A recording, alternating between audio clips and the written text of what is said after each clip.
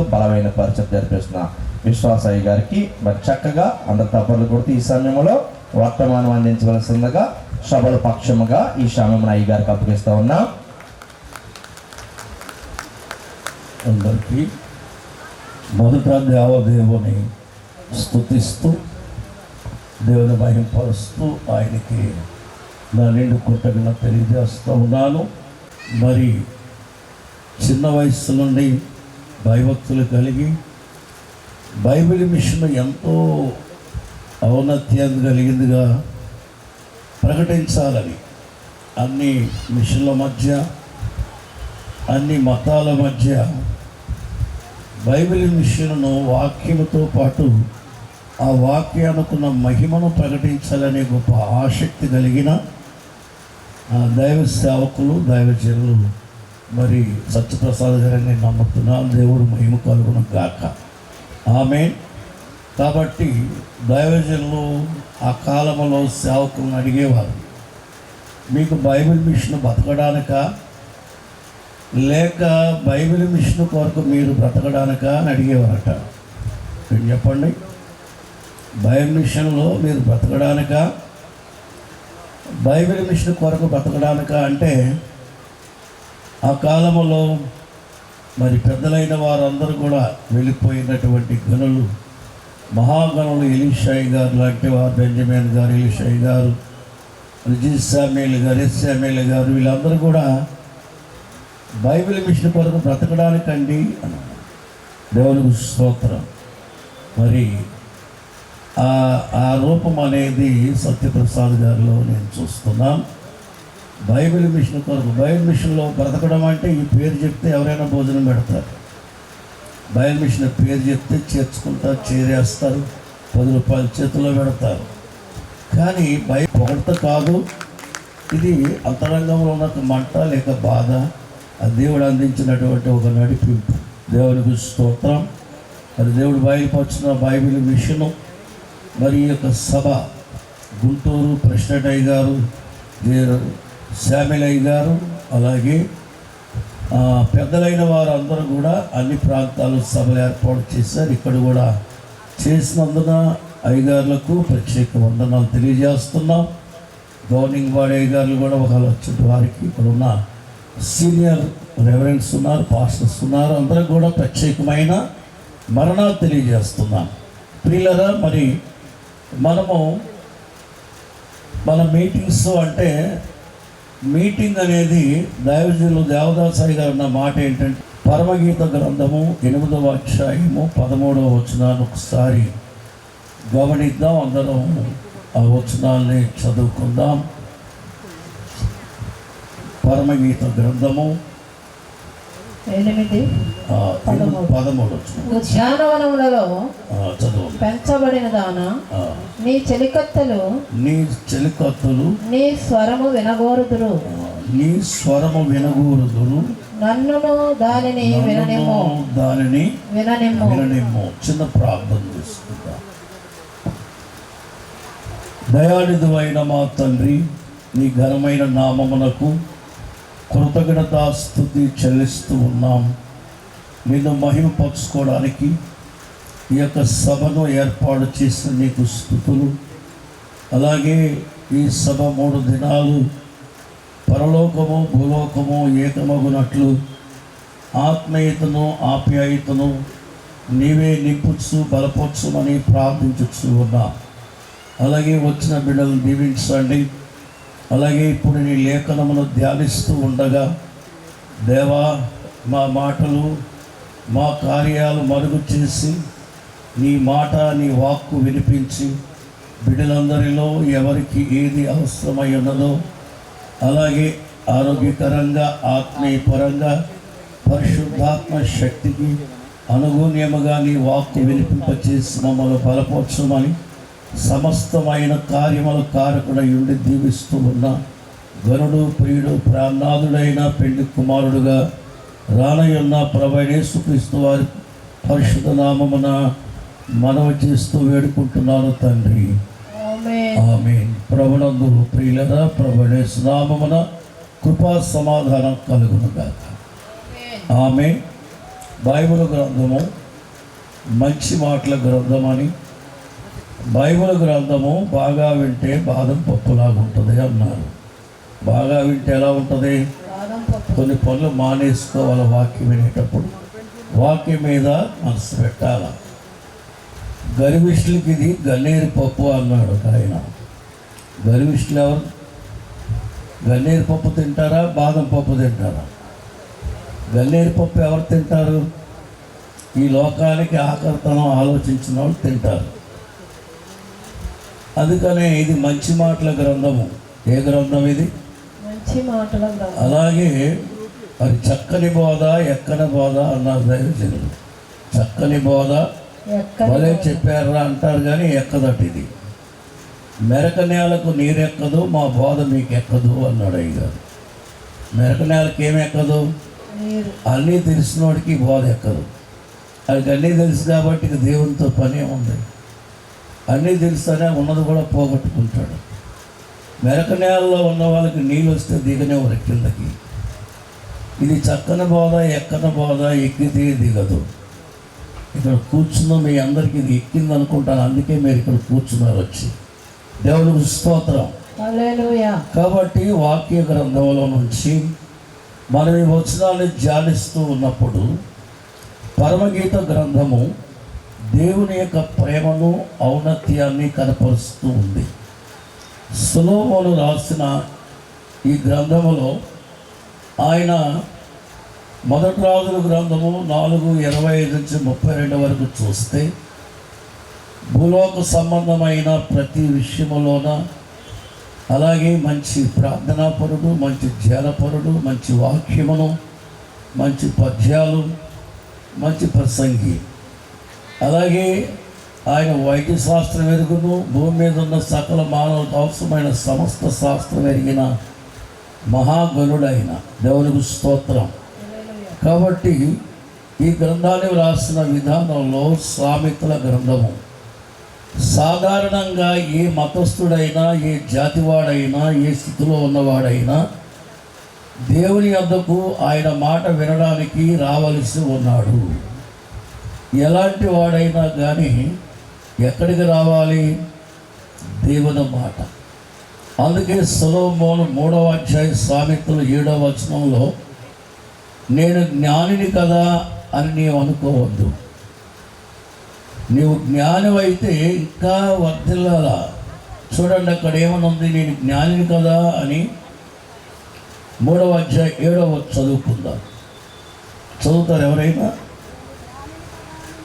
అనుకొనవద్దు. యెహోవా యందు భయభక్తులు కలిగి చెడుతనమును విడిచిపెట్టు.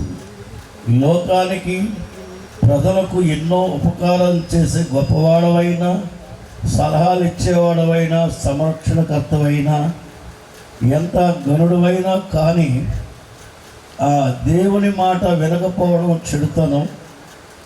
ఇంత జ్ఞానం కలిగి నీ పాపాలు నీవు గుర్తించకపోవడం చెడుతనం.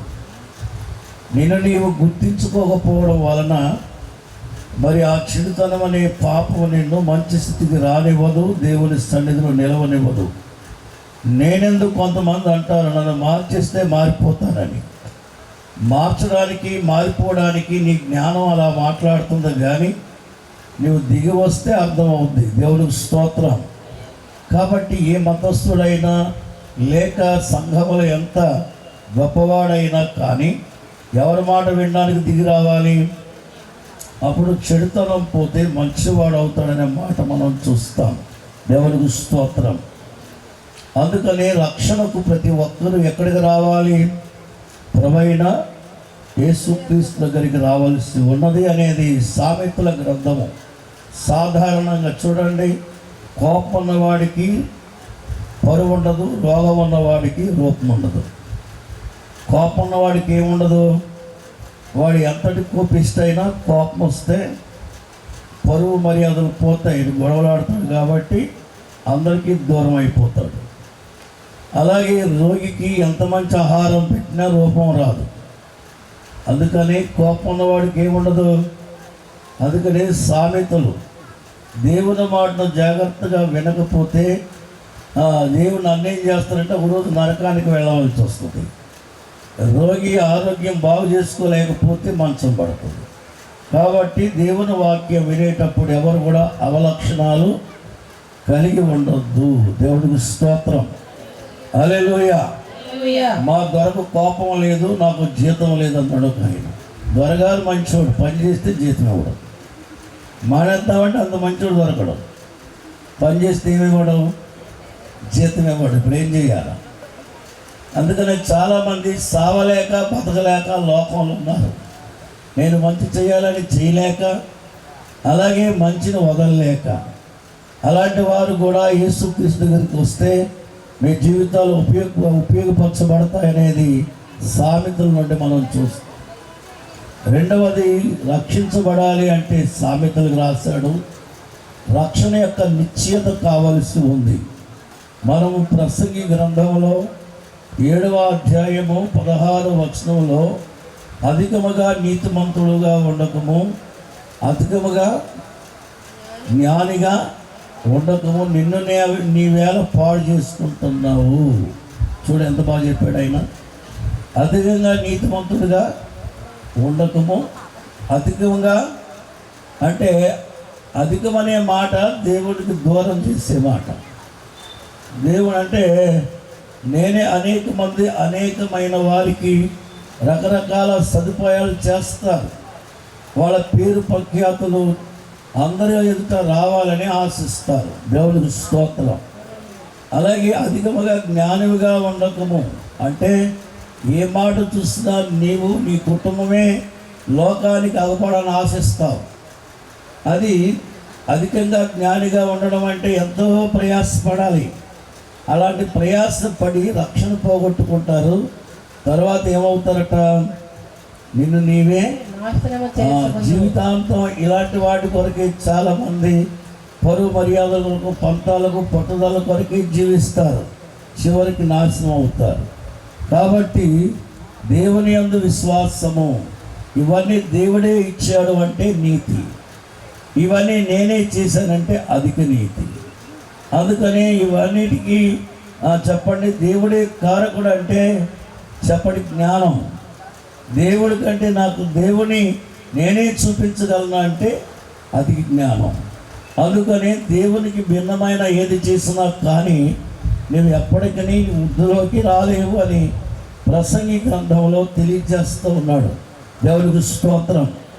అందుకని ఏమన్నాడు 9:4 ప్రసంగి గ్రంథములో, బ్రతుకునందు ఆశ గలవారు ఎలా ఉండాలో బ్రతుకుతున్న వారితో ఉంటే బ్రతకాలని ఆశ ఉంటుంది. అందరూ చెప్పండి అమ్మా. బ్రతుకున్న వారితో ఉంటే ఏముంటుంది?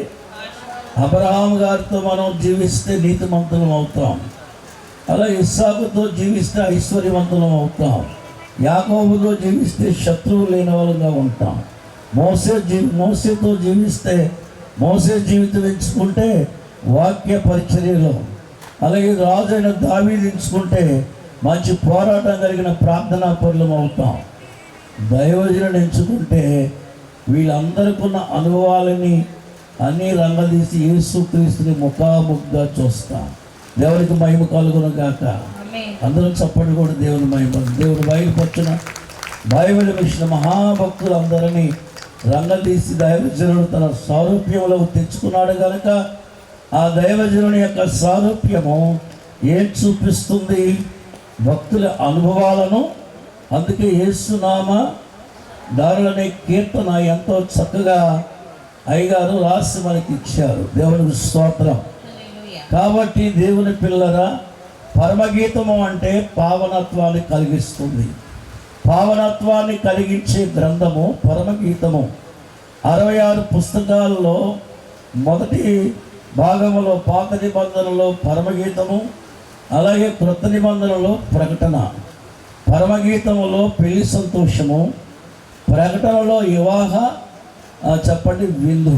దేవుడికి స్తోత్రం. మరి అబ్బాయికి అమ్మాయికి సంబంధం కుదిరితే ఏమవుతుంది? వాళ్ళు వార్తలు చెప్పుకుంటూ సంతోషపడతారు. అలాగే పెళ్లి దగ్గరికి వచ్చింది అనుకోండి, పెళ్లి చేసేస్తే ఏమవుతుంది? ఇంట్లోకి వెళ్తారు. కాబట్టి మరి ఆదికాండములో సమాధి ఉంది, ప్రకటన గ్రంథంలో పట్టణం ఉంది. ఆదికాండంలో మానవుని జీవితాన్ని, మానవుని ఔన్నత్య నాశనం సాతాను పనిపూనుకుంటే వాటిని జయింపజేసి మహాపట్టణము మానవులందరి కొరకు సిద్ధపరిచాడు, నూతన యెరూషలేము. దేవునికి స్తోత్రం. అందువల్ల ఈ 2 గ్రంథాలు జాగ్రత్తగా చదివి జాగ్రత్తగా ధ్యానము చేస్తే బైబిల్ ఉన్న 66 పుస్తకాల్లో ఉన్న ప్రతి అక్షరము మన జీవితంలోకి నెరవేర్పుగా అది వస్తుందని మనము గ్రహించవలసి ఉన్నాం. దేవునికి స్తోత్రం.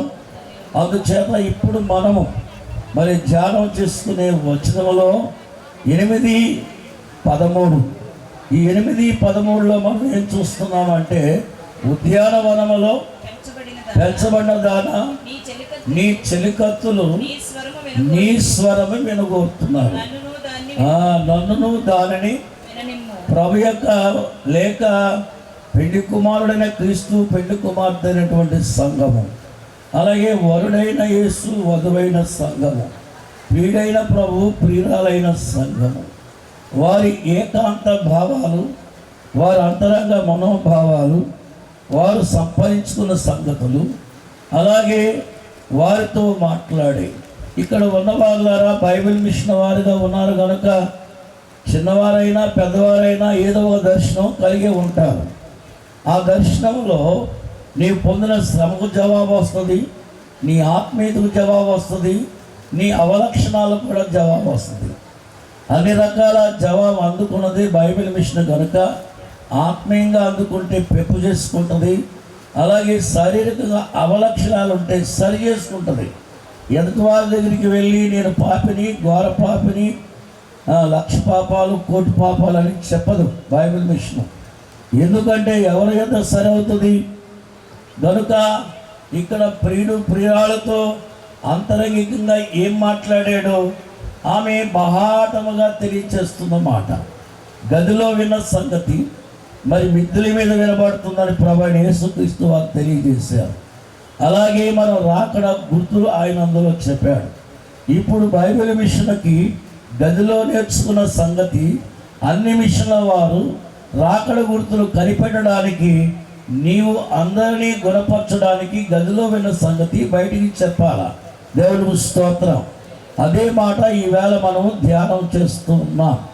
ప్రభునందు ప్రియులరా, అరణ్యములో ఉన్న పుష్పాలు ఉంటాయి కానీ వాటికి తగిన సదుపాయం కానీ మరి సహాయం కానీ ఉండదు. కానీ మరి ఉద్యానవనములో ఎక్కడైతే మరి ఆయా ఉద్యానాలు ఉంటాయో రకరకాల ప్రాంతాల్లో ఉన్న విలువైన పూల మొక్కలు కానీ చెట్లు కానీ గంధవరం అనేకం తెచ్చి అది ఉద్యానవనంగా చేసి దాన్ని పోషిస్తూ ఉంటారు, దాన్ని సంరక్షిస్తూ ఉంటారు, దాన్ని జాగ్రత్తగా చూస్తారు.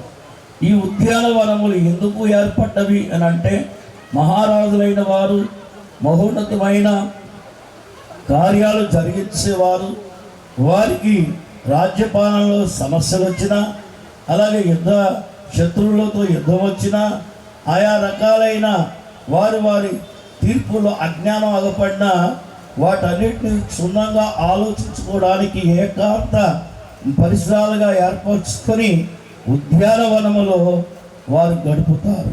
దేవునికి స్తోత్రం. హల్లెలూయా, హల్లెలూయా. వేళ ఉద్యానవనములో ఉన్న లేక సంఘమునకు ఆయా రకములైన ఆయా వివిధ వర్ణములు గల విశ్వాసులను పుష్పాలు భూమి మీద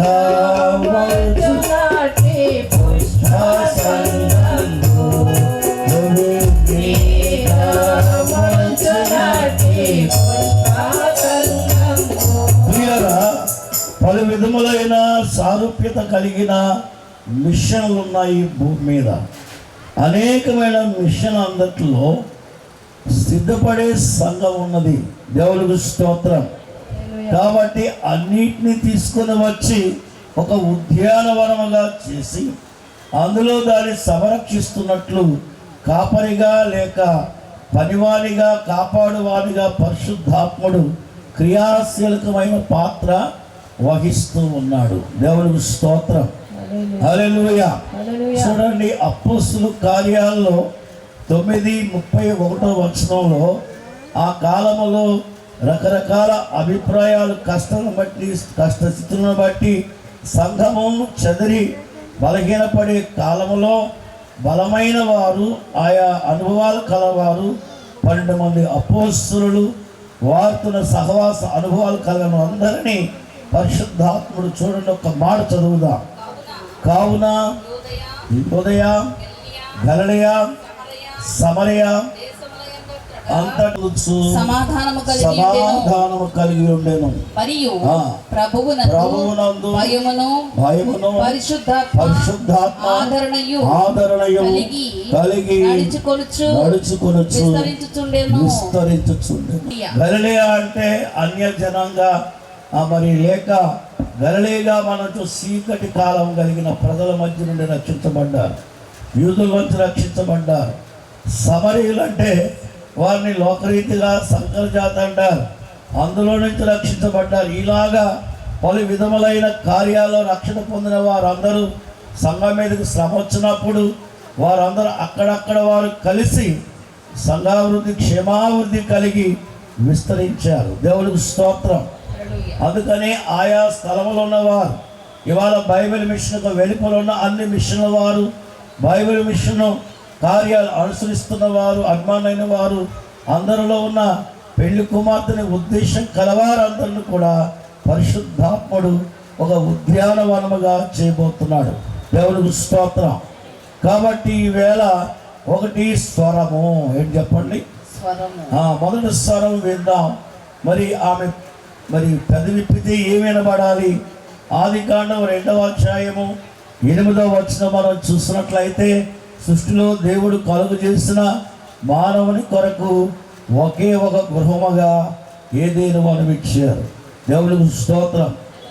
ఏదైనా వనములో ఆదాము అవ్వల యొక్క స్వరం ఏమిటి? ఆదాము అవ్వలు చూడండి, దేవుడు పరిశుద్ధుడు. అందరూ చెప్పండి, దేవుడు పరిశుద్ధుడు. అలాగే సృష్టి పరిశుద్ధమైనది చెప్పాలి.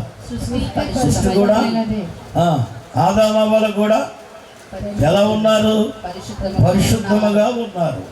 కాబట్టి దేవుడు ఎలాంటి వాడు, ఏ విధంగా ఉంటాడు? ఆయన స్థితిగతులు అంటే ఇప్పుడు శపించబడినటువంటి భూమి అక్కడ వచ్చినటువంటి ఆజ్ఞ అతిక్రమైన వారు చెప్పిన దానికును ఆదాము అవ్వలు చెప్పిన మాట ఒకటేనా చెప్పాలా? అలాగే ఈ లోకములో ఉన్న అన్ని జనాంగముల మధ్య, అన్ని మతముల మధ్య, అన్ని మిషన్ల మధ్య బైబిల్ మిషన్ దేవుని కనబడి మాట్లాడు అనుభవం మిషన్ ఎలా ఉంటుందో మరి అందుకని నీ స్వరము నాకు చెప్పండి, నీ చెలికత్తులు. కాబట్టి దేవుని వాక్యములను మరి ఆదాము అవ్వలు ఎలా ఉన్నారు అని చూస్తే వాక్య గ్రంథములో మరి విలాప వాక్యములు 4వ అధ్యాయం 7వ వచనం చూస్తే దాని గనులు శుద్ధమైన వారు, వారు పాల కంటే తెల్లనవారు, పడము కంటే ఎర్రనవారు, వారి దేహకాంతి మిలమిల ఏమవుతుందట? కాంతివంతంగా. చూడండి, ఈ లైట్లు మనం చూస్తున్నాం, లైట్లు వచ్చే కాంతి కనబడుతుంది కానీ అందులో ఉన్న బల్బ్ మనం చూడలేం, అది కనబడదు మన కంటికి. అంత కాంతి అది బయటకు వస్తుంది కనుక అది ఆరిపితే కనబడుద్ది. కనుక నరుడు అవలక్షణాలు వచ్చిన తర్వాత నువ్వెవడవో నేను కలిసింది కానీ అంతగా పూర్వము కామయామోహాలు లేని దేహాలవి. ఆ దేహంలో నుంచి కాంతి ప్రతివిలుతూ ఉంటే ఒకరిలో ఒకరు కనబడుతున్నప్పుడు శరీర అకృత్యాలేమి వారికి కనబడలేదు. దేవునికి స్తోత్రం. కాబట్టి అంతటి పరిశుద్ధమైన వారు, అంతటి మరి కల్లా కపటము లేనివారు, ఆ కాలంలో వారికి సాడి చెప్పినోడు లేరు, సాడి విన్నోడు లేడు, చెడుతనము తెలియని కాలం అది. కాబట్టి మరి ఇక్కడ చూస్తే ఉద్యానవనములో పెంచబడ్డ దానా నీ చెలికత్తులు నీ స్వరము వినగోరుచున్నారు. కాబట్టి దేవుని పిల్లరా చూడండి, వాక్యములో మనం చూస్తే దావీదు కీర్తనలో ఆయన పరిశుద్ధతను బట్టి 89వ కీర్తన 5వ వచనం మనం చూసినట్లయితే దాని యొక్క ఆకాశం యొక్క వైశాల్యము. చూడండి, ఆకాశం వైపు చూసినా, భూమి వైపు చూసినా, యెహోవా దేని వైపు చూసినా యెహోవా ఆకాశ వైశాల్యము ఆ, నీ ఆశ్చర్య నీ ఆశ్చర్య కార్యములను స్తుతించుచున్నది. పరిశుద్ధ దూతల పరిశుద్ధ దూతల సమాజములో నీ విశ్వాస్యతను నీ బట్టి విశ్వాస్యతను బట్టి నీకు స్తుతులు నీకు స్తుతులు. తాను కలుగుచున్నవి. ఎంతటి పరిశుద్ధుడై ఉండి ఈ సృష్టిని, ఆకాశ సమస్తమును కలుగు చేశాడో, ఆ కలుగు చేసిన యావత్తు నన్ను గనపరుస్తుందని ఒక నమ్మకం కలిగి ఉన్నాడు ప్రభువైన యేసుక్రీస్తు. దేవునికి మహిమ కలుగును గాక. ఆమేన్. ఆమేన్. గట్టిగా చెప్పండి. ఆమేన్. ఆయనకి ఏ నమ్మకం ఉంది? నేను కలుగు చేసి సృష్టి తప్పక నన్ను గనపరుస్తుంది. ఎందుకంటే చూడండి, ముందు ఇంకొక మాట 7వ వచనంలో మనం చూసినట్లయితే, 7వ వచనంలో పరిశుద్ధ పరిశుద్ధ దూతల సభలో ఆయన మిక్కిలి భీకరుడు. చెప్పండి, ఎవరు? ఆయన పనివారు పరిశుద్ధులు, ఆయన ఆలోచన పరిశుద్ధమైనది, ఆయన తలంపు పరిశుద్ధమైనది, ఆయన కోరిక పరిశుద్ధమైనది. దేవదాసాయి గారు దేవినా నలుసంత పాపము లేనివాడు ఆయన. దేవునికి మహిమ కలుగును గాక. కాబట్టి ఆయన సృష్టి గాక ఆయన పనివారు మనకి పనికి ఏర్పరచుకున్న దేవదూతలు కూడా ఏమై ఉన్నారు? పరిశుద్ధులే. అందుకని ఆయన భీకరుడు. దేవునికి స్తోత్రం. ఎందుకంటే భీకరుడు అనే పదం వాడాడు. నేను పరిశుద్ధులను ఎక్కడైనా దూత ఎగబడవచ్చు, నేను పరిశుద్ధులను సృష్టి ఎగబడవచ్చు. అవన్నీ ఆయన ద్వారా కలుగు చేయబడ్డాయి. కానీ ఆయన ఎదుట తమ ఆధిక్యతను ప్రదర్శించకుండా కృతజ్ఞతే చూపాలా. సృష్టి కానీ, మానవుడు కానీ, దేవదూతలు కానీ ఏం చూపించాలా? కృతజ్ఞత మాత్రమే చూపించాలా. అందుకే 99వ కీర్తనలో 5వ వచనము 9వ వచనం చూసినట్లయితే ఇక్కడ ఒక మాట మనకు కనిపిస్తూ ఉంది. మన దేవుడైన యెహోవా ఘనపరచుడి, ఆయన పాదపీఠము ఎదుట సాగిలపడుడి. ఆయన పరిశుద్ధుడు. ఎంతటి వాడైనా ఈ భూలోకములో. అందుకని ఆదామా, అవ్వా, ఏదేను వనములో మీ స్వరం ఏమిటంటే, భూమి మీద రానున్న ఏ తరములో చూసినా దేవుడు ఒక్కడే గణపరచబడినవాడు. ఆయనే పరిశుద్ధుడు. దేవునికి స్తోత్రం. ఆయన ఏమై ఉన్నాడు? పరిశుద్ధుడై ఉన్నాడు. కాబట్టి భూలోకములో ఆయన పరిశుద్ధుడని, ఈ లోకములో ఈ కడవరి కాలములో దేవుడు బయలుపరచిన బైబిల్ మిషను, దేవా నువ్వు పరిశుద్ధుడు అయి ఉన్నావు. ఏమై ఉన్నావు అండి?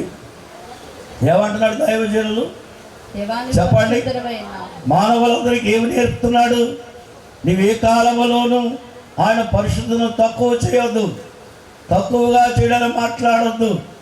గొప్పవాళ్ళైతే కావచ్చు, బోధకులమైతే కావచ్చు, అలాగే దానకర్తమైతే కావచ్చు, ఏవైనా ఆయన ద్వారా కలిగినవి. పరిశుద్ధులు మాత్రం ఎవరు?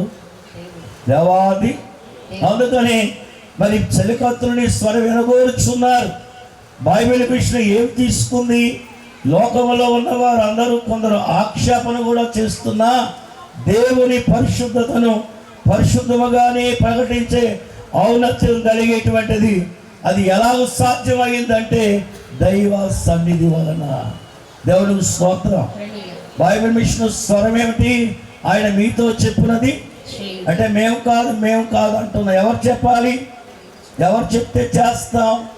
కాబట్టి ఏదేడు వనములో స్వరము పరిశుద్ధుడు దేవుడు. అలాగే రెండవదిగా మనం చూస్తే సింధూర వనము. ఏ వనం అంటే ఇది? సింధూర వనము. ఈ వనములో మనం చూస్తే దైవవాక్యమును బట్టి మనం చూస్తాం. చూడండి, 8వ అధ్యాయం 18వ అధ్యాయములో 3వ వచనం మనం చూసినట్లయితే అబ్రహాము ఎక్కడున్నాడు చెప్పండి? ఆయన ఎండవేళ ఆ సింధూర గుడారము ద్వారం ఎదుట ఎక్కడున్నాడు? కూర్చొని ఉన్నాడు.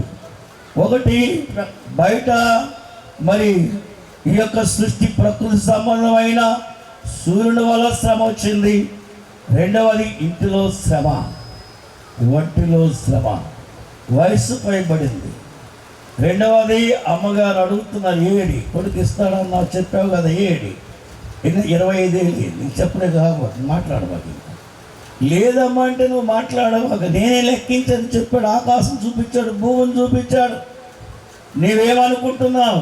నా కుమారుల ఆకాశ నక్షత్రముల వలె ఈ ప్రపంచంలో రక్షణ పొందిన మేఘమెక్కుతున్న సంఘము నాదే. భూమి మీద పాదాలతో తొక్కబడుతున్న ఇసుక రేణువులు నావే. ఈ భూమి మీద ఏదైనా నాదని దేవుడు చెప్పాడంటే నువ్వు నోరు మూస్తున్నావు. అసలు ఒక్కడైనా లేకపోతే వీడిని మాట్లాడుతున్నా ఈ బాధ తట్టుకోలేక ఎక్కడ కూర్చున్నాడు ఆయన? ఎడవేళ చూడండి. ఇప్పుడు ఇక్కడ స్త్రీలో ఏం అనుకోబాకండి. మీ యజమాని ఎంతమంది తిట్టారో చెయ్యొద్దండి. మనందరం పరిశుద్ధ సభలోనే ఉన్నాం. అవునంటే తప్పనే ఉంది. నేను ఛేదించేయండి. ఎంతమంది తిట్టారో మీరు అందరూ ఛేదించేయండి. మీకు అర్థమైంది అంటే మీరు అందరూ కూడా చెప్పండి. శారమ్మ కూడా తిట్టింది. ఏమనే 16:5 నా వస్తుంది నీకు ఏమందండి? ముసలోడా, వంకర కాలోడా, లేచి లేకుండా నిలబడలేడు, మాట్లాడుతున్న మాట నా దగ్గరకు వచ్చి చూపిస్తున్నా నీ పెత్తనం. నా వస్తుంది నీకు తప్పక తగులుతుంది. ఎందుకంటే ఇప్పుడు ఆఖరి విషయంలో మాట్లాడుతుంది. ఎందుకంటే ఈ రకరకాల భిన్నాభిప్రాయాలు. దైవజనులు అన్నారు, దేవుడు చెప్పిన దాకుంటే క్షేమం, మనం సొంతగా చేస్తే కలవరం. చెప్పండి. అవ్వమ్మ గారు శారమ్మ గారు ఏం చేశారు? ఒకవేళ ఆ రోజుల్లో టెస్టులు లేవేమో, పిల్లలు పుడతారో పుట్టరాని. అందుకని ఎవరిని ఇచ్చింది? ఆగారిని ఇచ్చింది. ఒకవేళ సంతానం కలిగితే శభాష్ నువ్వే గొప్పోడు, లేకపోతే కాబట్టి ఒకవేళ అనుకుందేమో. నేను అంటున్న కృత్రిమ ఆలోచన ఇది. దేవునికి స్తోత్రం. అయితే ఇప్పుడు ఏం కలిగింది? ఇంటిలో గలిబిలి. అందుకని యేసుక్రీస్తు ప్రభు అంటాడు 7వ అధ్యాయము యోహాను సువార్త 4వ వచనం, మీ సమయం ఎల్లప్పుడూ 4-6 మీ సమయం ఎల్లప్పుడూ, మనుషుల సమయం ఎప్పుడు ఏమనుకుంటే అప్పుడు చేసేస్తాం, కానీ దేవుడు అనుకున్నప్పుడే చేస్తాడు. దేవుడు స్తోత్రం. ఆ అనుకున్నప్పుడు చేసే కాలం వచ్చినప్పుడు ఎన్ని రకాలైన శోధనలు, శ్రమలు, కష్టములు మన చుట్టూ కమ్ముకున్నా నిలవగలిగిన శక్తి ఈ ప్రపంచంలో ఒకే ఒక మిషన్కు ఉంది. ఏ మిషన్ అది? గట్టిగా చెప్పాలా? అన్ని మిషన్ల అభివృద్ధి గురించి చెప్తున్నాయి, అద్భుతాల గురించి చెప్తున్నాయి. బైబిల్ మిషన్ ఒక్కటే శ్రమలు. ఏం చెప్పండి? శ్రమలు. వడగాల్పు వచ్చినప్పుడు ఏం వాడతాం? చలేసినప్పుడు ఏం వాడతాం? ముళ్ళు గుచ్చుకొని ఏం వాడతాం? కాలానుగుణ్యంగా వచ్చే ప్రతి శ్రమకు దైవజనుడు అనుభవాలు రంగదీసి రకరకాల పాటలు మనతో పాట ఒప్పించేశాడు. అది శ్రమ వచ్చినప్పుడు వెలుగైన క్రీస్తు నీకు, కాంతి కిరణమైన పరిశుద్ధాత్ముడు ఈ శ్రమలలో తట్టుకునే శక్తి ఇవ్వగలడు అనేటువంటిది ఈ సన్నిధి అనుభవంలో మనం చూస్తున్నాం.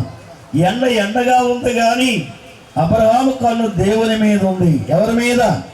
శ్రమలలో ఉన్న వారులారా, ఎటువంటి శ్రమలు మీకు వచ్చినా మీ కన్ను ఎవరి మీద ఉండాలా? గట్టిగా చెప్పాలి. దేవుని స్తోత్రం. ఇప్పుడు దేవుడు కనబడ్డాడు ఎవరికి? అబ్రహాము యెహోవాను కనులెత్తి చూడగా యెహోవా కనబడెను, వెంటనైనా మోకరించి నీ దాసుని దాటిపోవద్దు అన్నాడు. ఏమన్నాడు చెప్పండి? నీ కటాక్షము ఉన్న ఎడల ఇప్పుడు నీ దాసుని దాటిపోవద్దు. దేవుని పిల్లలు గమనించండి. దేవుని ఆహ్వానించగా ఆయన 3 నరులుగా లేక 3 దూతలుగా తండ్రి కుమారుడిగా ఎవరింటికి వచ్చారు? అబ్రహాం గారింటికి వచ్చారు కనుక అబ్రహాము మరి ఆయన బాధ ఏంటంటే అబ్రహాముని ఏకి పారేసింది శారమ్మ. దేవుడు వచ్చాడనే సంగతి తొందరగా చెప్తే ఏమవుతుంది, ఏం అడిగేస్తుందో భయం. ఎవరికి?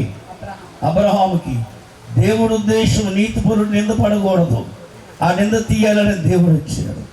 అబ్రహాం బాధ ఏంటంటే నన్నే అన్నది ఆమెనేమంటుందో చూడండి. చాలాసార్లు కొంచెం నోరుగా చూసినప్పుడు దేవదాసయ్య గారి దగ్గరికి మరి ఆత్రేయపురం దగ్గర ఏముంది ఇంకా పక్క ఊరు, ఆ ఊర్లో గయ్యాల గంప ఉంది. ఆమె కూడా ఈయన తోడుగా నన్ను తీసుకుని వెళ్దామని చెప్పింది. ఇప్పుడు ఆమె తీసుకెళ్తే ఆయన అంటాడు, ఆయన ఏం అడిగేస్తుందో, నోటికి వచ్చిన మాట లాగదు, అందరినీ బోధకులు చిన్నవాళ్ళు పెద్దవాళ్ళు మాట్లాడుతుంటుంది. కాబట్టి ఇప్పుడు ఏం చేయాలో ఆమెని ఆ బస్ స్టాండ్లో కూర్చోబెట్టి, ఇక్కడ ఉండమ్మా, నేను కాసేపులో వచ్చేస్తాను అయ్యగారు దొరికింది. అయ్యగారు ఏమన్నారు, నా వంటి వానికి ఇలాంటి సంగతులు చెప్పవచ్చా? ఈ కాలంలో చెప్పడానికి అయితే లెక్కలేవులేండి. ఆ కాలం ఎవరో ఒకటారు చెప్పేవాళ్ళు కనుక దొరికేవాళ్ళు. ఇప్పుడు చెప్పేవాళ్ళు ఎక్కువయ్యారు కనుక ఇప్పుడు దొరకడంలా కదా. దేవుడికి స్తోత్రం.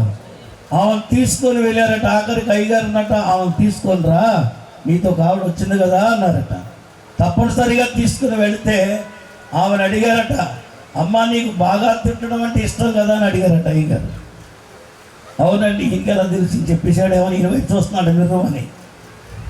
నీకు బాగా తిట్టడం ఇష్టం కదా, అలాగైతే నేను కొత్త తిట్లు నేర్పుతాను, అవి తిట్టు అన్నారంట. అది చాలా సంతోషం, తిట్లు తిట్టే వాళ్ళు కొత్త తిట్లు అంటే. చెప్పమందట, వెళ్ళగానే ఎవరు కనబడినా నీ ఇంటి వారిని దీవించును, నేను దీవించును అని చెప్పుకుంటూ ఇంటికి వెళ్ళిపోమన్నాడంట. అప్పుడు ఆవిడికి నాకు దీవించడం అనే మాట సరిగా అర్థం కాని కాలం అది, అంత పెద్ద మరి విద్య లేని కాలం కాదు కదా. అందరినీ తిట్టడం మానేసి ఇలాగే చెప్తుందంట, నీ ఇంటి వాళ్ళని దీవించు అందరినీ.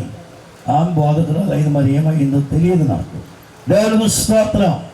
కాబట్టి ప్రభునందు ప్రియులారా, దేవుని ఏర్పాట్లో ఉన్నవారు అన్ని కాలాలలో ఎవరిని మహిమపరచాల. కాబట్టి అబ్రహాం యొక్క బాధ ఏంటంటే, శారమ్మ ఎక్కడ కోపడుతుందో దేవుణ్ణి అడిగేస్తుందేమో. సేవకులు కానీ అడగాలి, మరి ఆయన అడగపోతే ఎవరిని అడుగుతారు? అలాగైనట్లయితే ప్రియులరా, ఇక్కడ మనం చూస్తే శారమ్మతో చెప్పాడు, నువ్వు త్వరగా రొట్టెలు తయారు చేయాలన్నాడు. వెంటనే ఆమె ఏం చేస్తుంది, మెల్లికి చెప్పాడు, మన ఇంటికి దేవుడు వచ్చాడు. ఎవరు వచ్చారు? పనివాడు పరిగెత్తాడు, గబగబా మరి దూడను వధించమన్నాడు, సిద్ధం చేయమన్నాడు. పనివాడు అడుగుతున్నాడు, ఎవరు వచ్చారు మన ఇంటికి? దేవుడు వచ్చాడు. దేవుని పిల్లరా, ముగ్గురు కూడా ఎవరు పని చేస్తున్నారు? గట్టిగా చెప్పాలా, దైవ సహవాసము. ఒకటి ముఖాముఖంగా చూసింది ఎవరు? మరి డారాలను చూసింది ఎవరు? అలాగే చూడలేదు వినలేదు పని చేసింది ఎవరు? అబ్రహాం చూశాడు, పని చెప్పాడు, పని నప్పించాడు. శారమ్మ డారాలను స్వరమైనది దూరం చూసింది, ఎవరు పని చేసింది? పనివాడు వినలేదు, మాట్లాడలేదు. చాలామంది నాకు ప్రభువు చెప్పాడు, వాక్యం చెప్పాడు వచ్చిన వాళ్ళు ఉన్నారు, వారు సేవకులు కాదంటలేదు. వారికి దేవుని గురించి గెచ్చమనే తోట దగ్గర ఒక గుంపు ఉంది. వాళ్ళు దేవుని శక్తి తెలుసుకోలేదు, సాతాను శక్తి తెలుసుకోలేదు, కోపం వాళ్ళు రాగానే పారిపోయారు.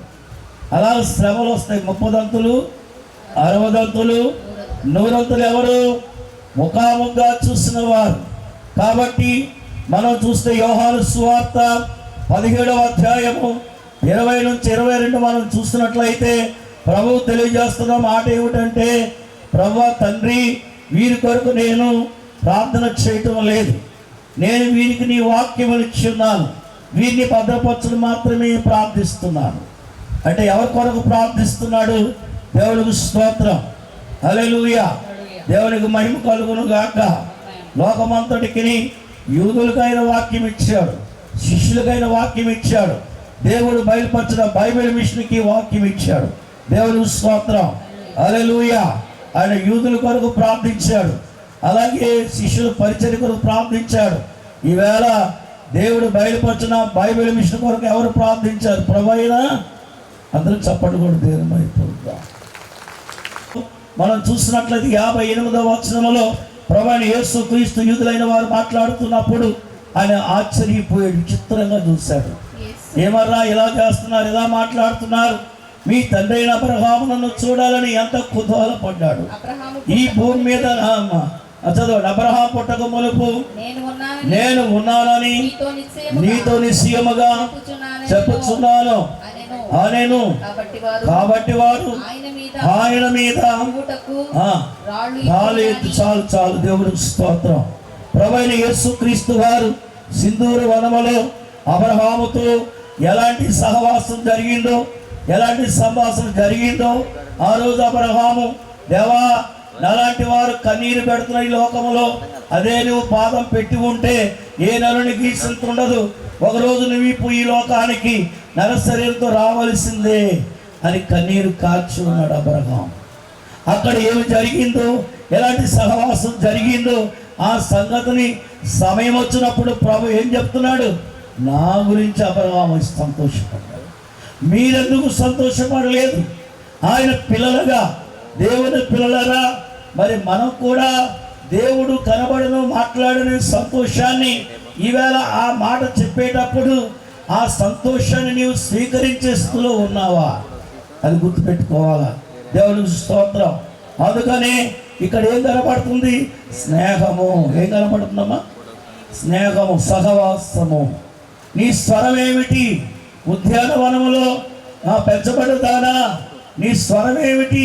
నీ చెలికత్తులు మరి ఎరిగిన వారు, వినని వారు, తెలియని వారు ఎందరో ఉన్నారు. నేను ఎందుకు ప్రత్యేకంగా నిన్ను చూస్తున్నానో వారికి కొంచెం బాధ కూడా ఉండొచ్చు కనుక నేను మేపబడినటువంటి నీవు అందుకున్న నీ సారూప్యత ఎంత వారికి చూపించాలి. నీ స్వరం వినగోరుతున్నారు, నేను కూడా వినగోరుతున్నాను. చెప్పండి, ఎవరికి ముచ్చట మన మాటలు? చెప్పండి, మన మాటలు ఎవరికి ముచ్చట? ప్రభువైన యేసుక్రీస్తుకి దేవుడు స్తోత్రం. కాబట్టి ఉద్యానవనం అనే దైవ సాన్నిధ్యం ఎరిగిన బైబిల్ విషయంలో పెంచబడిన దానా అంటే మనం ఏం చెప్తాం? దేవుడు కనబడును. ఎవరు చెప్పండి? ఎవరైనా చెప్పమని మాట చెప్పాలంటే చాలా కష్టమైపోద్ది అన్నమాట. మన చిన్న పిల్లడినైనా నిలబెడితే ఏం చెప్తాడు? దేవుడు కనబడును, ఆయన మీతో చెప్పినది. దేవునికి స్తోత్రం. మూడవదిగా మనం చూస్తే ఎంగేది వనము. ఏ వనం? వాక్యం చదువుకుందాం. సమూయేలు గ్రంథము అలాగే 24వ అధ్యాయములో మొదటి నుంచి 6 వచనాలు మనం చూస్తే అక్కడ సౌలు కనిపిస్తున్నాడు. సౌలు దావీదుని తరుముతూ వస్తున్నాడు. సౌలు ఎందుకంటే స్త్రీలైన వారు అన్నారు, దావీదికి సౌలుకి 1000 కొలది, దావీదికి 10,000 కొలది అన్నప్పుడు సౌలు విసుగు చూశాడని విన్నాం. కాబట్టి ఈవేళ మరి సౌలు ఎలాగైనా దావీదుని అంతమొందించాలా? ఎవరిని? అందరూ చెప్పండి. శత్రువుని ఏం చేయాలా? అంతమొందించాలి. మంచోడా చెడ్డోడా కాదు, నాకు నచ్చలేదు కాబట్టి నువ్వు నాకు శత్రువు, అంతే. నువ్వు ఏం చేసావు, ఎంత పని చేసావు, ఎంత తోడవై ఉన్నావు నాకు అక్కర్లేదు, నాకు నువ్వు నచ్చలేదు, అంతే. ఇవాళ శత్రువు అలాగే సౌలు ఏమంటున్నాడు అన్నప్పుడు మరి దావీదు చేతికి అప్పగించబడినప్పుడు దావీదు అంటాడు, నేను అభిషిక్తుని మీద నా హస్తము, నా చెయ్యి ఎత్తను.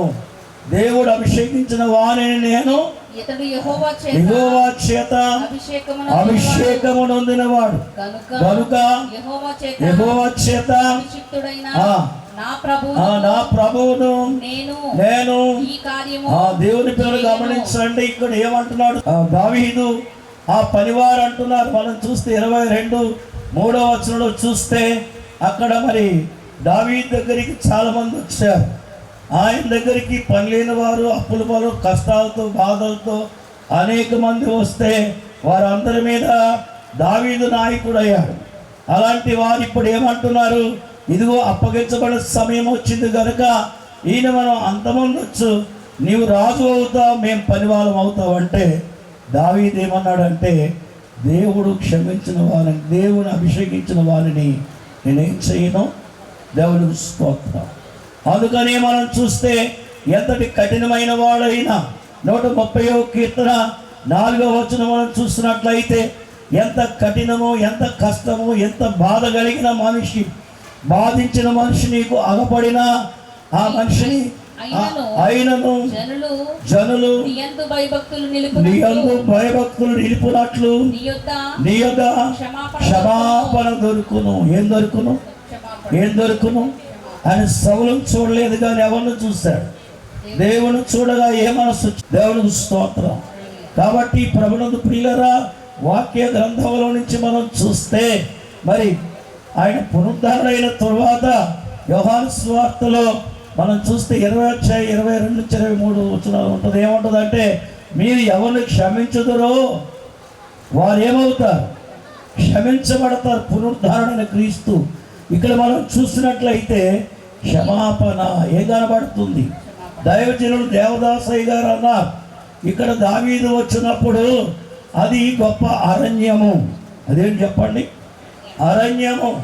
ఆయన కన్నీరు గార్చాడు, వేదన చెందాడు, బాధపడ్డాడు. అనేక రకాల నొప్పి కలిగి ఉన్నందున, దాగి ఉన్నందున ఆయన కన్నీరు కారిన స్థలము ద్రాక్షావనమైంది. దేవునికి స్తోత్రం. దైవ సాన్నిధ్యంలోకి నీ కష్టకాలములో, నీ ఆపదకాలములో, నీ శ్రమకాలములో నీ ఉండి కన్నీరు కాలుస్తున్నప్పుడే నీ జీవితము ద్రాక్ష మాధుర్యం ఇచ్చినట్టు మాధుర్యముగా మారే స్థలం ఏది అంటే దైవ సన్నిధి. రాజు ఖడ్గము కానీ, యుద్ధ సేన కానీ, తన సంపదలు కానీ దావీదునేమీ చేయలేకపోయాయి.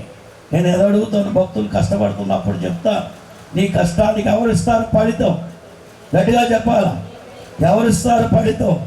దేవునికి మహిమ కలుగును గాక. ఆమేన్. కనుక మనం చూస్తే ద్రాక్షావనం అని మన పరమగీత 1:14 ఎనిగేది ద్రాక్షావనం అన్నారు. అలాగే ఎహెజ్కేలు గ్రంథములో మనం చూస్తే 47:12 ఎనిగేది పట్టణము. ఏ పట్టణం? ఏ పట్టణం? ఒకనాడు అరణ్యమే, ఒకనాడు సమరయ స్త్రీ అంటే ఒక మూలపోదే. కానీ ఆమె క్రీస్తు యొక్క స్వరమైన తరువాత ఆమె జీవితం ఎంత ఉన్నతంగా మారిపోయిందో మనం చూస్తాం. దేవుని పిల్లలారా, ఇక్కడ మనం గమనించినట్లయితే ఎన్గేది పట్టణం ఏమవ్వాలా? వేడుక, వేడుక, వేడుక. క్రీస్తులో ఉంటే నీవేమై ఉంటావు? ఎన్ని శ్రమలు ఉన్నా 2 కొరింథీ పత్రిక 2:14 మేము ఊరేగించబడుచున్నాము క్రీస్తులో. శ్రమలు కనబడట్లేదు, కష్టాలు కాదు, బాధలు, వ్యాధి, సమస్యలు కాదు, ఏ ఉన్నా కానీ వాటిని పెళ్లి కుమార్తెని సంఘము కన్నెత్తి చూడదు. ఎవరు చూస్తుంది? ఎవరు చూస్తుంది? మనం చూసినట్లయితే పరిశుద్ధ గ్రంథములు అపోస్తుల కార్యములు 2వ అధ్యాయములో 24-25 వరకు చూసినట్లయితే దావీదు అంటాడు, నేను ప్రభువును చూచుచున్నాను, నా ఎదుట ప్రభువును చూస్తున్నాను.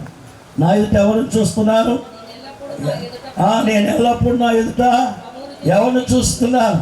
ప్రియులరా, మనము దేవుని వైపు చూసినప్పుడు క్షమించగలము, క్షమించబడగలము, క్షమించగలము. అందుకని ప్రభువైన యేసు క్రీస్తు వారు, తండ్రి వీరేమి చేయుచున్నారు? గట్టిగా చెప్పాలా? క్షమాపణ ఎక్కడ దొరుకుతుంది? విమోచన ఎక్కడ? కొలస్సీ పత్రిక 1వ అధ్యాయము 14వ వచనములో అంటున్నాడు, ఇదిగో ఈయన విమోచనయు పాప క్షమాపణ మనకి ఇచ్చేవాడు. దేవుని స్తోత్రం. అలాగే అపోస్తుల కార్యాలు 39 నుండి చూస్తే ఈయన వల్లనే పాప క్షమాపణ ప్రచురం అవుతున్నది.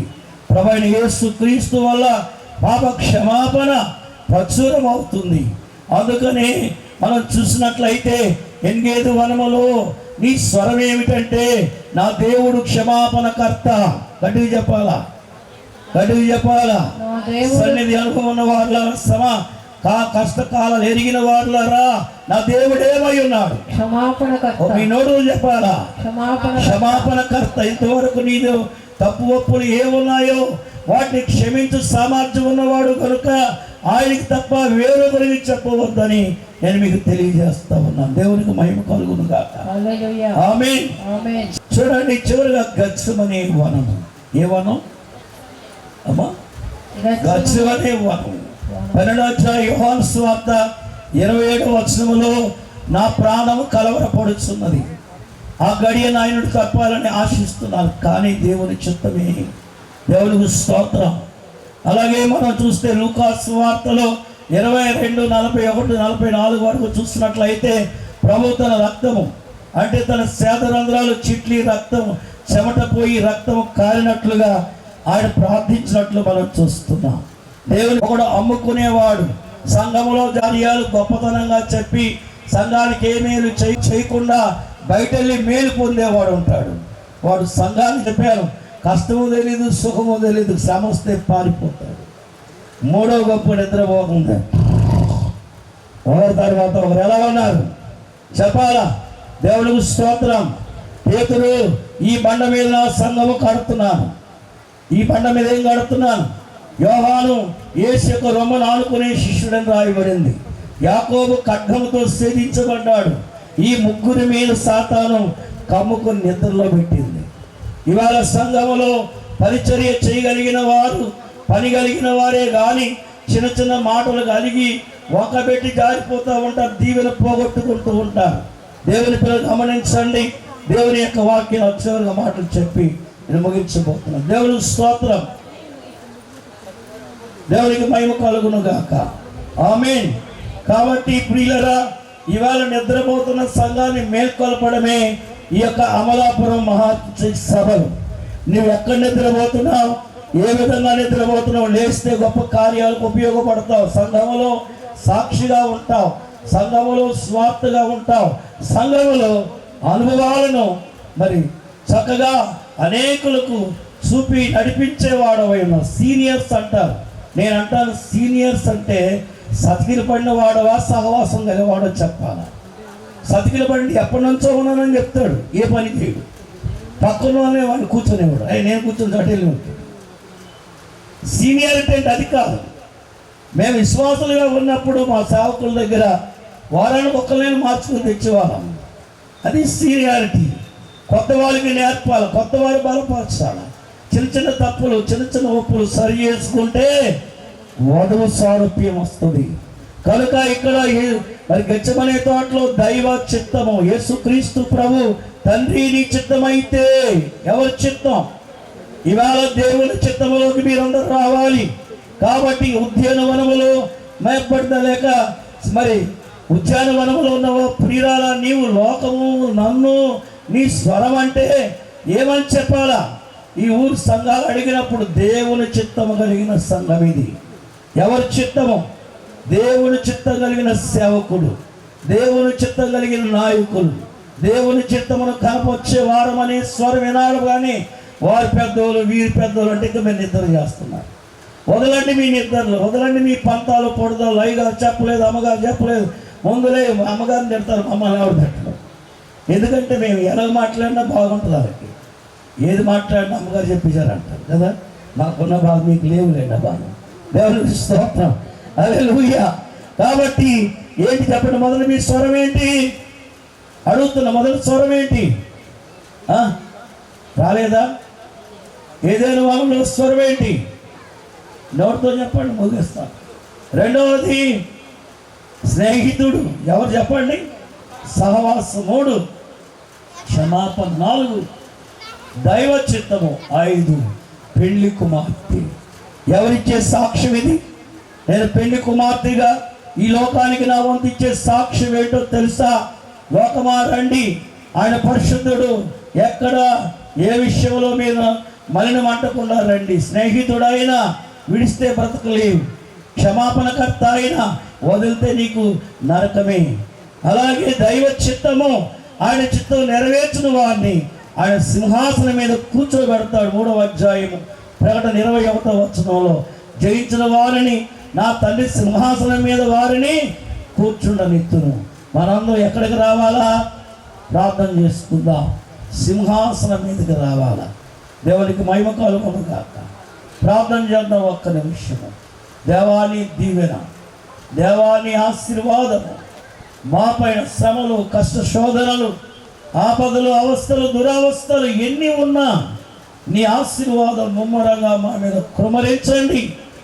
మమ్మల్ని మా చుట్టూన్న పరిస్థితులు అనుకూలపరచండి అని దయానిధివైన ఓ తండ్రి, పెళ్లి కుమార్తెగా సిద్ధమవుతున్న సంఘము యావత్తు ప్రపంచములో దేవుడు బయలుపరిచిన బైబిల్ వినిపించే స్వరము, యేసు త్వరగా రమ్మనే ఆ స్వరాన్ని వినిపించి నిన్ను గణపరిచే సంఘముగా ఈ సభలు జరిగించబడుతున్నాయి కనుక దీవించుము. అలాగే ఈ సేవకుని దాస్తుని, సంఘమును, బిడ్డలను, కుటుంబమును, కార్యములను, సంఘ స్నేహితులను, సంఘంలో ఉన్నటువంటి అభిషేకులందరినీ మీ చేతులకు అప్పగిస్తున్నాం. సంఘం మరింత బలపడినట్లు, సంఘం వృద్ధిలోకి వచ్చినట్లు, అనేక ఆత్మలను ఈ సభల ద్వారా ఇంకా సమకూర్చుకొని కలుపుకొని వర్ధిల్లి సాగే తండ్రి ఆమేన్.